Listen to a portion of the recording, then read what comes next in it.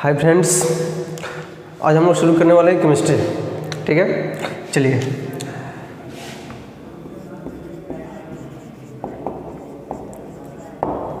ठीक है, यदि हम बात करें केमिस्ट्री की, तो केमिस्ट्री को मुख्यतः 3 पार्ट में डिवाइड किया गया है। पहला फिजिकल, दूसरा इनऑर्गेनिक और तीसरा ऑर्गेनिक। ठीक है, यह 3 लेवल है जिसको केमिस्ट्री को डिवाइड किया गया है, फिजिकल, इनऑर्गेनिक और ऑर्गेनिक। ठीक है, आज जो हम लोग डिस्कस करने वाले हैं वो ऑर्गेनिक के बारे में डिस्कस करेंगे। ठीक है, ऑर्गेनिक के बाद हम लोग इनऑर्गेनिक डिस्कस करेंगे और फिर फिजिकल डिस्कस करेंगे। ठीक है, हम लोग थोड़ा सा डिफाइन कर लेते हैं केमिस्ट्री होता क्या है, केमिस्ट्री का डेफिनेशन क्या है। तो यदि हम सिंपली इसको डिफाइन करना चाहें तो chemistry is the branch of science, it is the branch of science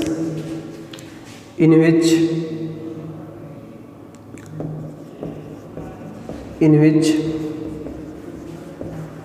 study about properties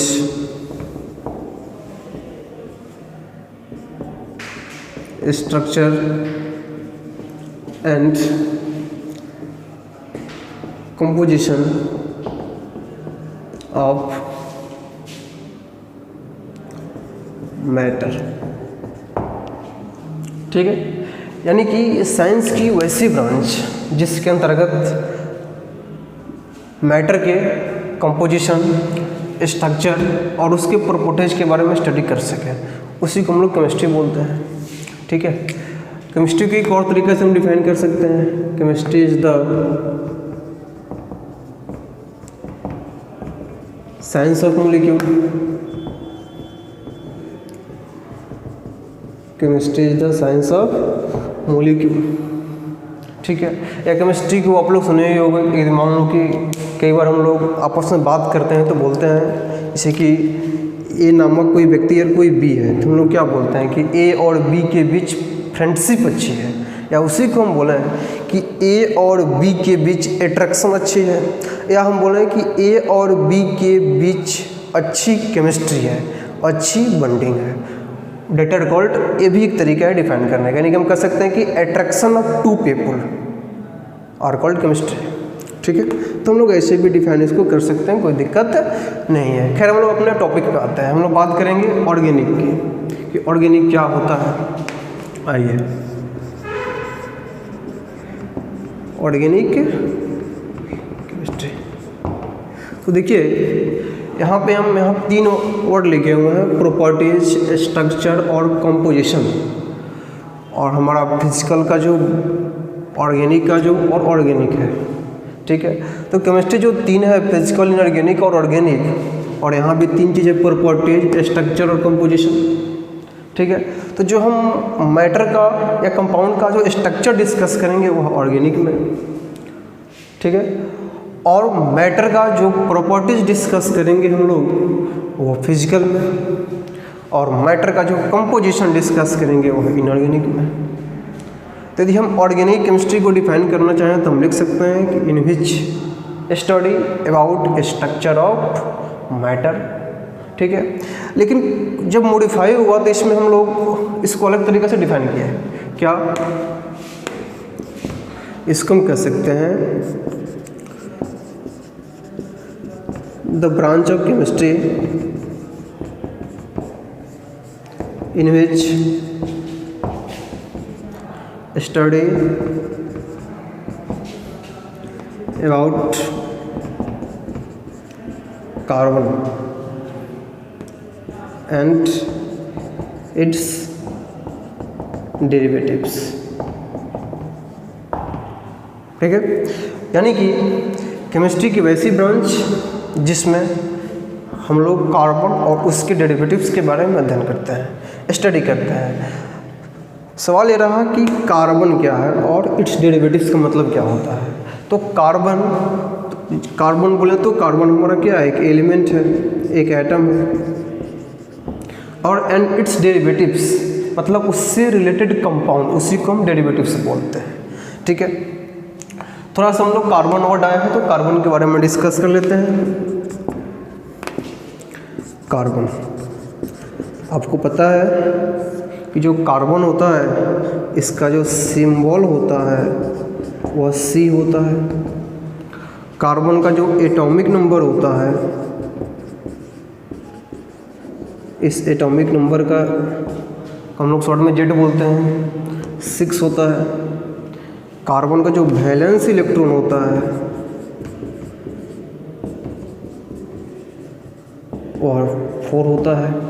और वैलेंस इलेक्ट्रॉन मतलब आउटर मोस्ट ऑर्बिट में। ठीक है, इसे कि मान लेते हैं कि हमारा एटम है, आप लोग पढ़े हुइएगा 9th में क्या किया, एटम है या बीच में इससे न्यूक्लियस होता है। ठीक है, इसके चारों तरफ जितना सारा चीज़ आपको दिख रहा है ये सब ऑर्बिट है, 1 2 3।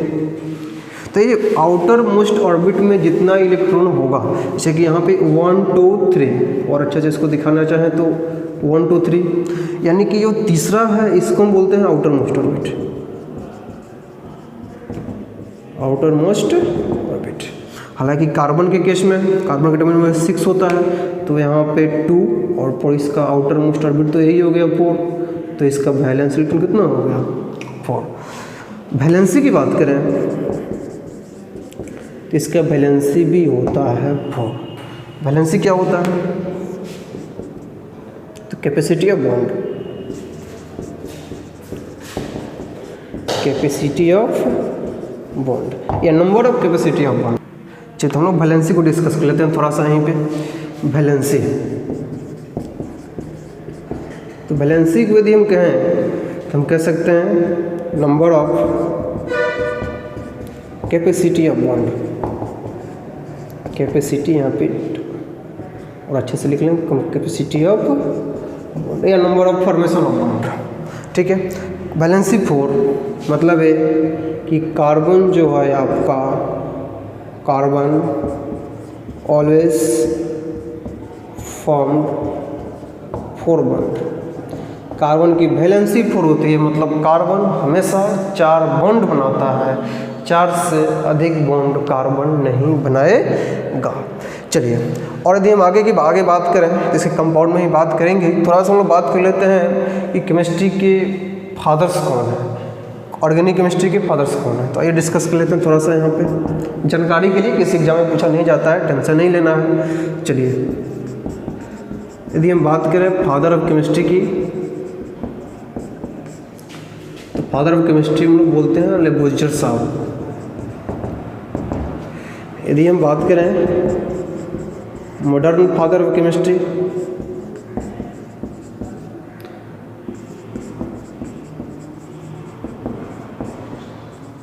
तो इसमें मॉडर्न फादर ऑफ केमिस्ट्री जो होता है वो हम लोग बोलते हैं ओलर साहब को। ठीक है, नेम है वैज्ञानिक का, साइंटिस्ट का नेम है। चलिए, अब यहाँ पे यदि आपसे कोई पूछे कि ऑर्गेनिक केमिस्ट्री का फादर कौन है, तो ऑर्गेनिक केमिस्ट्री के फादर को भी हम लोग ओलर ही बोलते हैं। यदि आपसे कोई सवाल करे कि father of organic chemistry,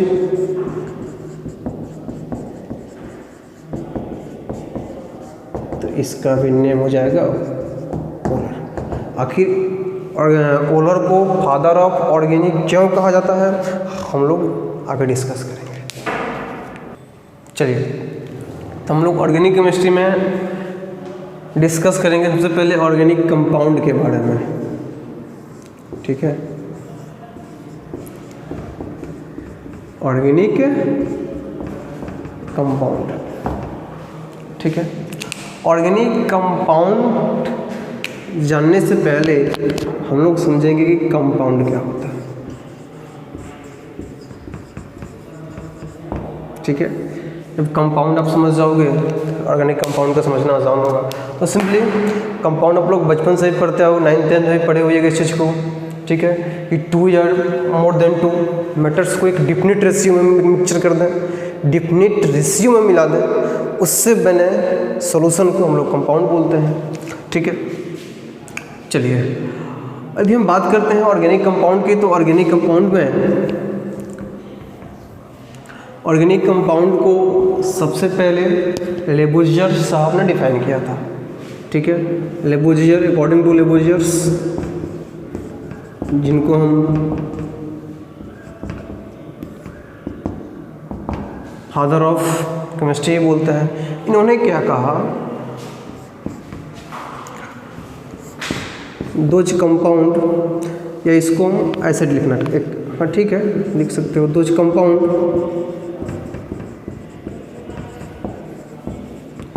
which are obtained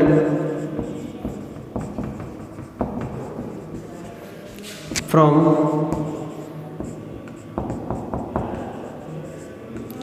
living sources. ठीक है, यानी कि वैसा कंपाउंड जो लिविंग सोर्सेज से ऑब्टेंड हो उसी को हम बोलते हैं ऑर्गेनिक कंपाउंड। ये सबसे पहले लेबुजियर साहब ने ऑर्गेनिक कंपाउंड को डिफाइन किया था कि वैसा कंपाउंड जो लिविंग सोर्सेज से ऑब्टेंड हो उसी को हम बोलेंगे ऑर्गेनिक कंपाउंड। एग्जाम्पल की बात कर लेते हैं। यदि हम एग्जाम्पल की बात करें तो सिंपली इसमें लिख सकते हैं lactic acid, malic acid, dot dot etc। ठीक है, ये रहा आपका ऑर्गेनिक कंपाउंड का डेफिनेशन। ठीक है, अब हम लोग इसके आगे बात करते हैं। ठीक है, यदि हम इसके आगे बात करना चाहें तो हम लोग डिस्कस करने वाले हैं वाइटल फोर्स थ्योरी। तो हम लोग पढ़ रहे थे ऑर्गेनिक कंपाउंड के बारे में। तो ऑर्गेनिक कंपाउंड में हम यहाँ पर डिस्कस किए थे कि ऑर्गेनिक कंपाउंड को सबसे पहले लेबुजियर साहब ने डिस्कस किए थे। उन्होंने कहा था कि ऑर्गेनिक कंपाउंड वैसा कंपाउंड होता है जिसको हम लिविंग सोर्सेज से ऑब्टेन कर सकें, उसी को हम बोलते हैं organic compound. After some times एक साइंटिस्ट है जिनका नाम था बर्जेलियस। जिनका नाम क्या था? बर्जेलियस। इन्होंने क्या किया, इन्होंने जैसे सुना कि लेबुजियर साहब बोल रहे हैं कि ऑर्गेनिक कंपाउंड जो होता है वो लिविंग सोर्सेज से ही प्राप्त होता है। ठीक है, बर्जेलियस साहब का कहना था, उन्होंने भी वही बात बोली, थोड़ा सा इन्होंने एक्स्ट्रा बात बोल दी और उन्होंने अपना एक थ्योरी मेंशन किया जिसको हम बोलते हैं vital force theory. Vital force theory, इसी को हम शॉर्ट में बोलते हैं VFT। इन्होंने इस थ्योरी में क्या कहा, इन्होंने कहा according to Berzelius organic compound are obtained from living sources। यहाँ तक तो बात ठीक थी। Organic compound are obtained from living sources, इतना बात लेबुजियर साहब भी बोले हुए थे। इन्होंने बोलते बोलते कुछ आगे बोल दी, क्या, but it's compound was not prepared in lab।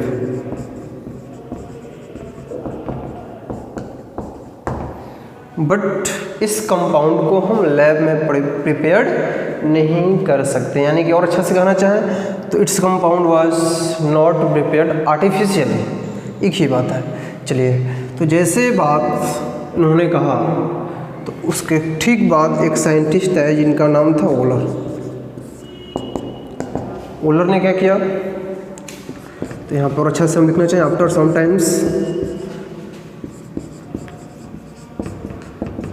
Some times Wohler was challenge this theory. Wohler was challenge this theory and he said that organic compound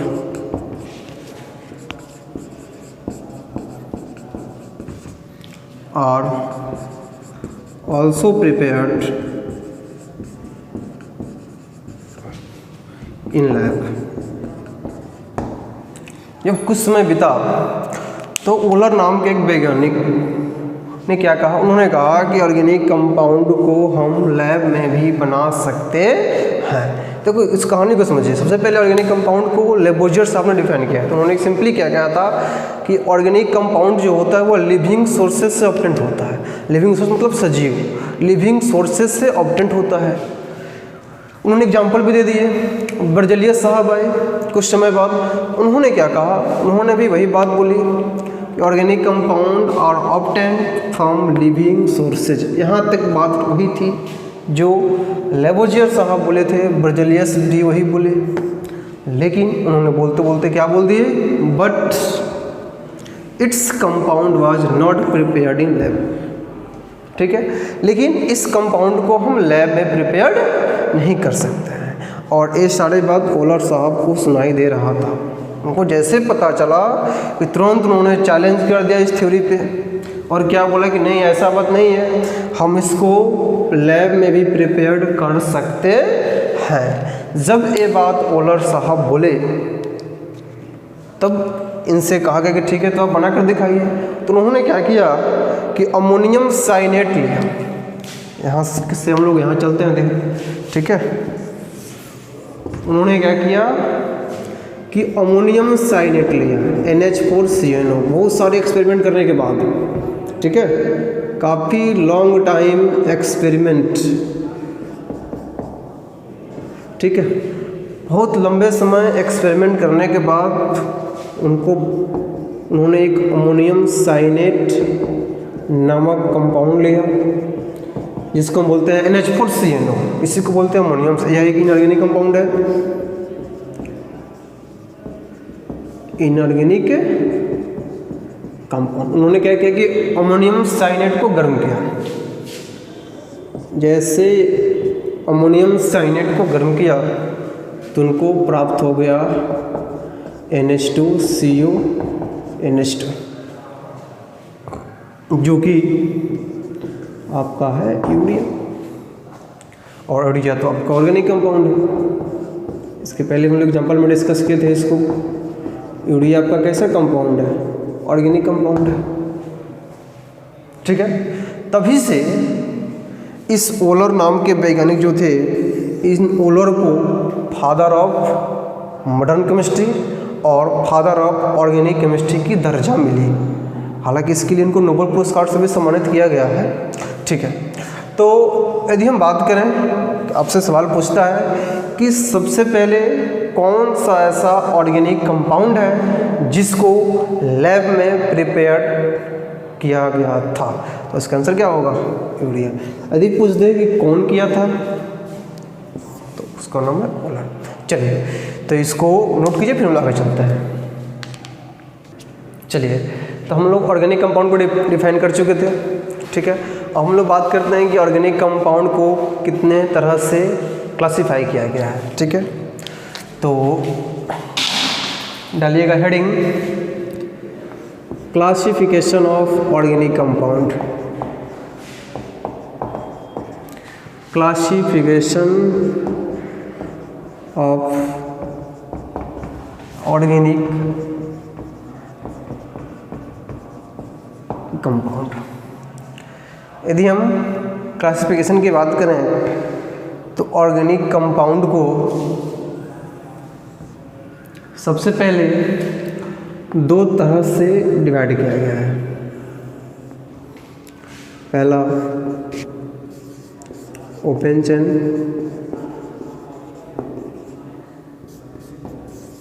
ठीक है, और यह ओपन चेन हो गया तो ये हो गया आपका क्लोज चेन,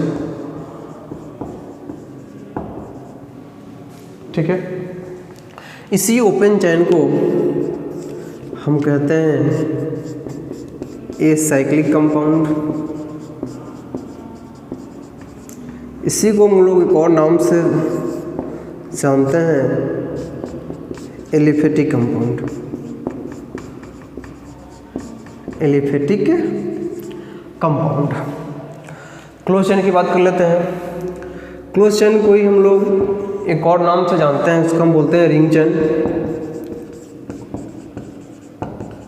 ठीक है, इसी को हम कहते हैं साइक्लिक कंपाउंड, साइक्लिक कंपाउंड। ठीक है, अब ओपन चेन को भी यानी कि ये साइक्लिक कंपाउंड को भी एलिफेटिक कंपाउंड को भी दो तरह से डिवाइड किया गया है। पहला सैचुरेटेड कंपाउंड,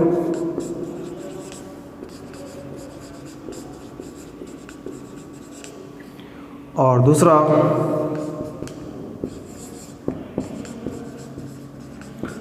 अनसैचुरेटेड कंपाउंड।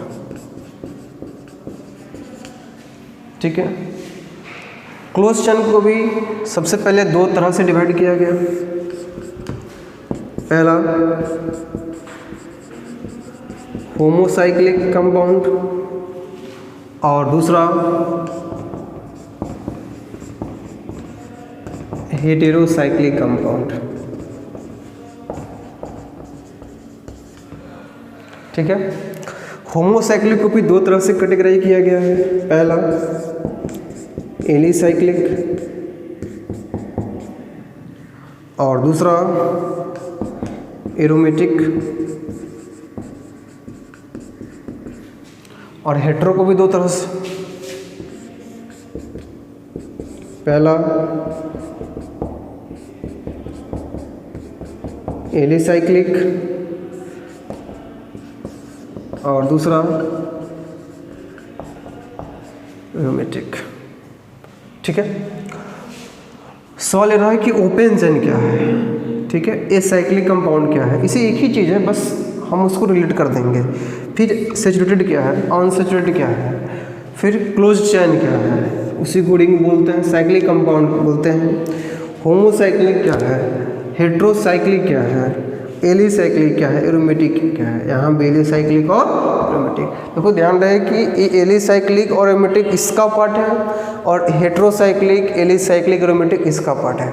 जब हम लोग पढ़ेंगे इस दोनों को तब हमको क्लियर हो जाएगा कि एलिसाइक्लिक होमोसाइक्लिक का कैसे होता है और एलिसाइक्लिक हेटेरो का कैसे होता है, एरोमेटिक होमो का कैसे होता है और एरोमेटिक हेटेरो का कैसे होता है। ठीक है, कई लोग समझते हैं कि गलती से लिखा गया है दोनों से, हम सुनिए ऐसा बात नहीं है, ये दोनों अलग अलग है। जब हम पढ़ेंगे तो इसको हम लोग डिस्कस करेंगे। तो हम सबसे पहले डिफाइन करेंगे कि ओपन चेन क्या होता है। तो आप इस पूरे को पहले नोट कर लीजिए, फिर हम डिस्कस करते हैं ओपन चेन के बारे में। चलिए तो हम देखते हैं ओपन चेन के बारे में कि ओपन चेन क्या होता है। ठीक है, तो the chain of carbon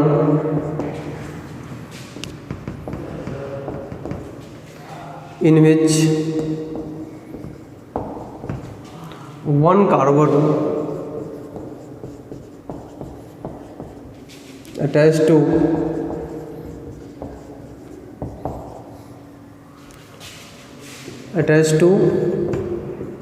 another carbon to form branched या unbranched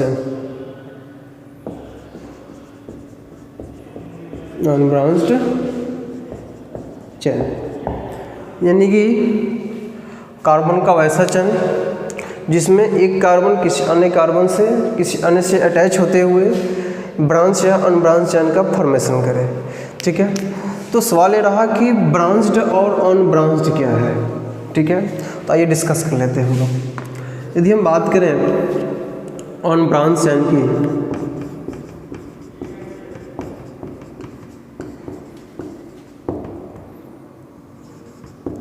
इधर यदि हम बात करें ब्रांच चेन की,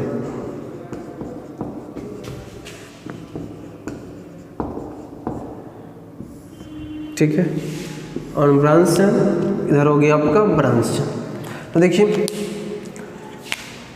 इसकी पहले एग्जांपल की बात करते हैं। इसका सिंपल एग्जांपल सी सी सी, इसका एग्जांपल सी सी सी से। देखिए इसमें हमको ध्यान रखना, जैसे हम बोले अनब्रांच, तो आपको ध्यान रखना है कि एक कार्बन मैक्सिमम 2 ही कार्बन से अटैच हो, एक कार्बन मैक्सिमम 2 ही कार्बन से अटैच हो, उसी को हम बोल देते हैं अनब्रांच चेन। मिनिमम एक कार्बन अन्य 3 कार्बन से अटैच हो, उसको हम बोल देते हैं ब्रांच चेन। मिनिमम एक कार्बन अन्य 3 कार्बन से अटैच हो, जैसे कि इस कार्बन को आप देख लीजिए, यह 1 2 3 कार्बन से अटैच है। हाँ आगे भी हो सकता है, नो डाउट, ठीक है। और अच्छा से इसका एग्जांपल लेना चाहो तो यह भी आपका ब्रांच में ही आएगा, ठीक है।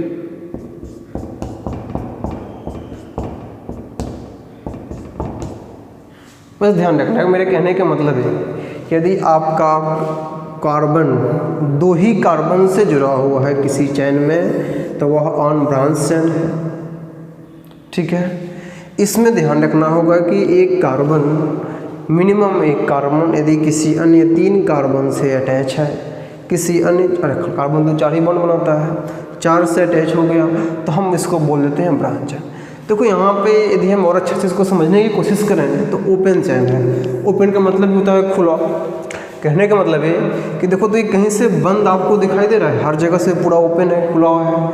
यहाँ पे क्या कहीं से बंद दिखाई दे रहा है? बिल्कुल नहीं, ये सब ओपन है। मतलब है कि ओपन का 2 चैन होता है, एक ब्रांच वाला और दूसरा ऑन ब्रांच वाला, ठीक है। तो आई होप आप इसको समझ गए होंगे। आगे डिस्कस करते हैं हम लोग। ओपन चैन भी 2 तरह का होता है, अभी हम लोग डिस्कस किए थे। एक होता है आपका सैचुरेटेड और दूसरा होता है आपका अनसैचुरेटेड। एक सैचुरेटेड, दूसरा आपका होता है अनसैचुरेटेड। सैचुरेटेड की बात करें हम तो इसकी एग्जांपल में आता है, या और अच्छा से पहले आ जाओ, in which carbon carbon single bond are present. Carbon का वैसा चैन जिसमें कार्बन और कार्बन के बीच में सिंगल बॉन्ड प्रेजेंट हो, उसी को बोलते हैं सैचुरेटेड। इसमें आपके पास आता है टर्म एल्केन का, ठीक है, जिसमें कार्बन कार्बन के बीच सिंगल बॉन्ड होता है। अनसैचुरेटेड की बात करें, द कंपाउंड ऑफ कार्बन या the chain of carbon in which carbon carbon double bond and carbon carbon triple bond are present. इसकी एग्जांपल की बात करें तो इसमें आपके पास आता है एल्कीन, जिसमें कार्बन कार्बन के बीच डबल बॉन्ड होता है, एंड दूसरा एल्काइन, जिसमें कार्बन कार्बन के बीच ट्रिपल बॉन्ड होता है, ठीक है। इसकी आपको यदि हम बताएं जनरल फार्मूला की डिस्कस करें तो हम जिसका जो जनरल फार्मूला होता है एल्केन का, वह होता है CnH2n+2। एल्कीन का जो जनरल फार्मूला होता है वह होता है CnH2n। इसी जनरल फार्मूला को शॉर्ट में G.F भी लिख सकते हैं। इसका जनरल फार्मूला हो गया CnH2n और इसका जनरल फार्मूला होता है CnH2n-2। इस सभी के लिए जहां आपको n है, n जो आपको दिखाई दे रहा है, n = number of carbon atom, number of carbon, ठीक है। चलिए तो इसको मत कीजिए, फिर हम लोग आगे डिस्कस करते हैं। चलिए तो हम लोग अभी पढ़ रहे थे सैचुरेटेड के बारे में, और दूसरा अनसैचुरेटेड, ठीक है। इसमें हम आपको इसका जनरल फार्मूला लिए थे CnH2n, जो कि एल्केन का होता था, इसमें carbon carbon single bond, carbon carbon single bond alkane, इसमें carbon carbon single bond and carbon carbon double bond and carbon carbon triple bond. इसमें आपके पास एल्कीन एंड एल्काइन, ठीक है। देखिए एल्केन की बात करें हम तो इसका जनरल फार्मूला हम डिस्कस किए थे CnH2n+2, जहाँ पे n जो होता है वह होता है नंबर ऑफ कार्बन। ठीक है, यदि हम कार्बन की संख्या 2 ले लें, n इज इक्वल टू कितना ले लें 2, तो जैसे हम n इज इक्वल टू 2 लेंगे तो हमारे पास C2H2 × 2 और +2, इस पर अरेंज कर दीजिए। तो इसको और अच्छा से लिखें तो C2 और 2 × 2 4 + 2 6, यानी कि C2H6। इसका नाम होता है ईथेन। इसका नाम क्या होता है? इधर सवाल ले रहा है कि ईथेन कैसे हो गया। तो देखिए एल्केन है, हमको याद रखना होगा अल्क फॉर्म, आगे हम डिस्कस करेंगे, अभी आपको सिंपली ध्यान दे दीजिए आप लोग। कार्बन की संख्या 1 होता है तो उसको मिथ बोलते हैं, कार्बन की संख्या 2 होता है उसको ईथ बोलते हैं, कार्बन की संख्या 3 होता है उसको प्रोप बोलते हैं, कार्बन की संख्या 5 होता है उसको पेंट, 6 होता है तो हेक्स। उसी प्रकार से हम लोग आगे बढ़ते जाएंगे, 7 तो हेप्ट, 8 तो ऑक्ट, 9 तो नॉन और 10 तो डेक। यदि कार्बन की संख्या 2 है, एल्केन के फॉर्म में लिखना है तो ईथेन, 2 है एल्केन के फॉर्म में लिखेंगे तो ईथीन, 2 है एल्काइन के फॉर्म में लिखने हैं तो ईथाइन। ठीक है, तो आगे हम इसको अरेंज कर देंगे, लिखवा भी देंगे अच्छे से, घबराने की जरूरत नहीं है। अभी थोड़ा सा ध्यान दे दीजिए, ईथेन C2H6, कार्बन कितना है 2, तो आप काम करो कि कार्बन और कार्बन यहाँ पर अरेंज कर लो। कार्बन कार्बन के बीच कैसा बॉन्ड है? सिंगल बॉन्ड, चूँकि एल्केन है ना, कार्बन कार्बन के बीच कैसा बॉन्ड? Single bond. ठीक है, और एक बात आप यहाँ पे छोटी सी बात है, थोड़ा सा ध्यान में लेकर चलिएगा। अभी हम इसके पहले डिस्कस किए थे स्टार्टिंग में, आप चाहो तो बैक करके देख भी सकते हो कि जो कार्बन होता है, कार्बन हमेशा ऑलवेज 4 बॉन्ड बनाता है। ठीक है, कार्बन हमेशा कितना बॉन्ड बनाता है? 4 बॉन्ड बनाता है। यदि कार्बन नॉट फॉर्म 4 बॉन्ड,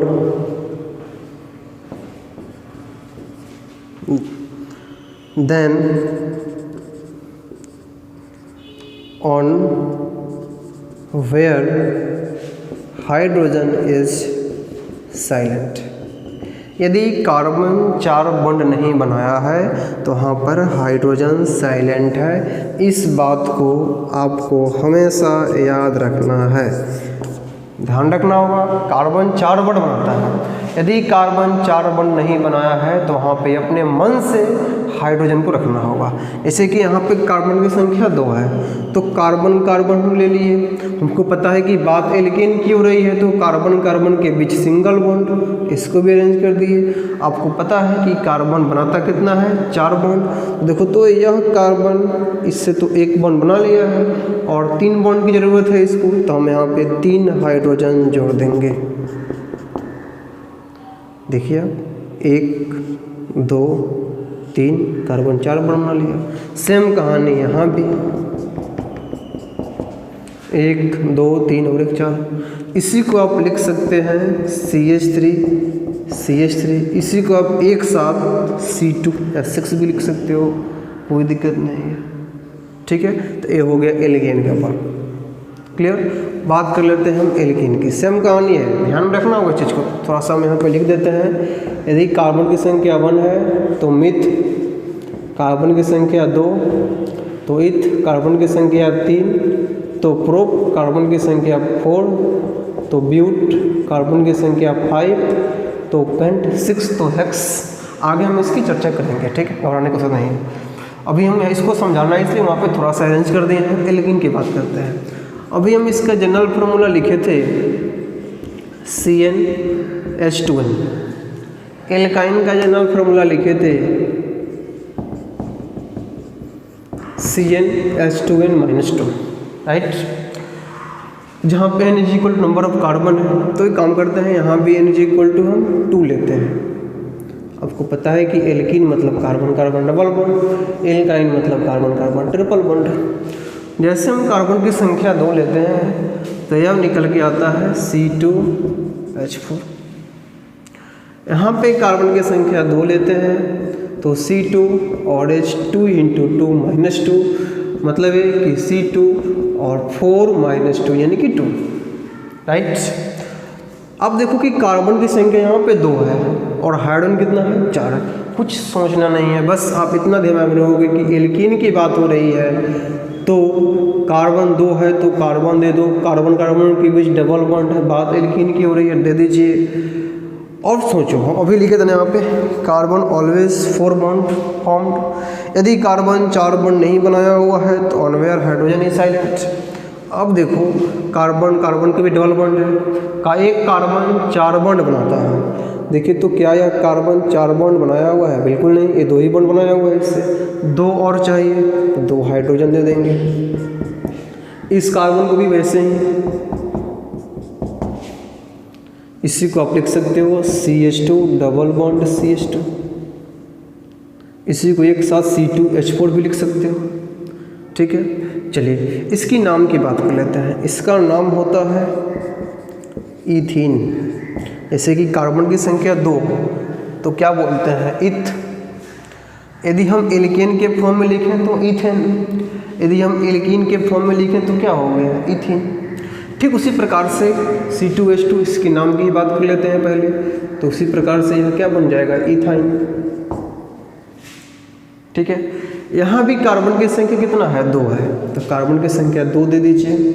आपको पता है कि बात एल्काइन की हो रही है तो कार्बन कार्बन के बीच कैसा बॉन्ड, ट्रिपल बॉन्ड, दे दीजिए। एक कार्बन 4 बॉन्ड बनाता है, नहीं है तो हाइड्रोजन, तो एक कार्बन इस कार्बन से 3 बॉन्ड तो बना लिया है, बाकी एक क्या चाहिए इसको हाइड्रोजन और इसको भी क्या चाहिए हाइड्रोजन। इसी को आप लिख सकते हो क्या CH ट्रिपल बॉन्ड CH, इसी को C2H2, ठीक है। ध्यान में रखना है कि इसका एक और नेम होता है जो इसका कॉमन नेम है, ठीक है। कॉमन नेम इसका होता है इथिलीन। इसका कॉमन नेम क्या होता है इथिलीन। इसका कॉमन नेम क्या होता है, इसका कॉमन नेम होता है एसिटिलीन, ठीक है। तो आपको ध्यान में इस चीज़ को रखना होगा कि जैसे हम बोल रहे हैं सैचुरेटेड तो एल्केन की बात होगी, कार्बन कार्बन के बीच सिंगल बॉन्ड। जैसे हम बोले अनसैचुरेटेड तो कार्बन कार्बन डबल बॉन्ड और कार्बन कार्बन ट्रिपल बॉन्ड की बात होगी। चलिए तो आपको यहाँ पे मेंशन, यहाँ पे आपको ध्यान में रखना होगा जैसे कि मान लो हम कार्बन की संख्या 4 ले लेते हैं। अब सवाल कोई पूछे कार्बन की संख्या 4 है तो इसका एल्कीन के फॉर्म में मेंशन करो, ठीक है। तो एल्कीन के फॉर्म में 4 के लिए क्या है ब्यूट है ना, यह क्या हो जाएगा ब्यूटीन, ठीक है। फॉर्मूला मेंशन कीजिए तो इसी प्रकार से C2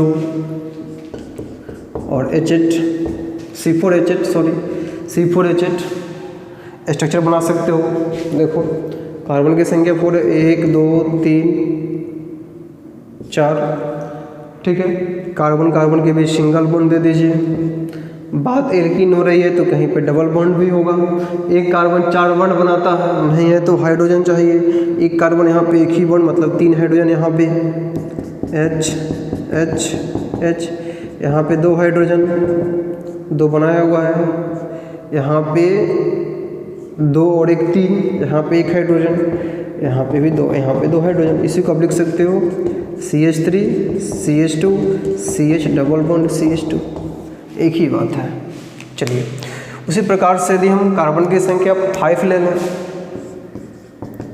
और कहें कि आप एल्काइन के फॉर्म में अरेंज कीजिए, तो आपको पता है कि कार्बन की संख्या 5 है तो उसका जनरल फॉर्मूला CH2 -2, तो 5 रखोगे तो C5 और H10 - 2 मतलब 8, तो निकल के आ जाएगा C5H8।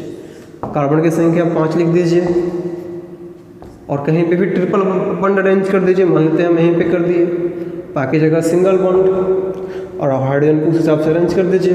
ये तो 4 बॉन्ड है तो यहाँ पे हाइड्रोजन की रिक्वायरमेंट होगी नहीं, यहाँ पे 2 हाइड्रोजन, यहाँ भी 2 हाइड्रोजन और यहाँ भी 3 हाइड्रोजन।